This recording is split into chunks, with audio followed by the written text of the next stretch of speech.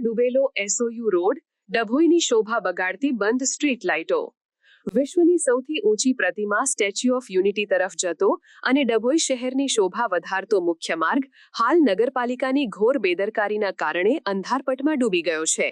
શિનોર ચોકડીથી જૂની આંબેડકર છાત્રાલય સુધીના આ મહત્વપૂર્ણ રોડ પર રાત્રિના સમયે અડધી સ્ટ્રીટ લાઇટો સળગે છે, જ્યારે બાકીની અડધી લાઇટો બંધ હાલતમાં છે.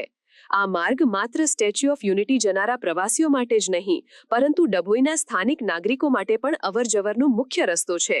રોડ પરના ગાઢ અંધારાને કારણે અહીંથી પસાર થતા વાહન ચાલકોને ભારે હાલાકીનો સામનો કરવો પડે છે. રાત્રિના સમયે આ અંધારપટ અકસ્માતોનું મુખ્ય કારણ બની રહ્યો છે, જેના કારણે જીવનું જોખમ પણ વધ્યું છે. હાલ શિયાળાની મોસમ હોવાથી અનેક લોકો આ રોડ પર વોકિંગ કરવા માટે આવતા હોય છે, પરંતુ લાઇટો બંધ હોવાથી અંધારાના ડરને કારણે લોકોએ વોકિંગ માટે આવવાનું પણ બંધ કરી દીધું છે.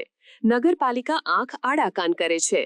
સ્થાનિકોના જણાવ્યા અનુસાર ડભોઈ નગરપાલિકાની સ્પષ્ટ બેદરકારીના કારણે આ લાઇટો લાંબા સમયથી બંધ હાલતમાં છે. આંતરરાષ્ટ્રીય મહત્વ ધરાવતા માર્ગની આવી સ્થિતિ હોવા છતાં તંત્ર દ્વારા કોઈ પણ પગલાં લેવામાં આવતા નથી, જે એક ચિંતાનો વિષય છે. ડભોઈની શોભા વધારવાને બદલે આ અંધારપટ શહેરની છબીને ખરડી રહ્યો છે. સમગ્ર મામલે સ્થાનિક નાગરિકો અને વાહન ચાલકોમાં ભારે રોષ જોવા મળી રહ્યો છે.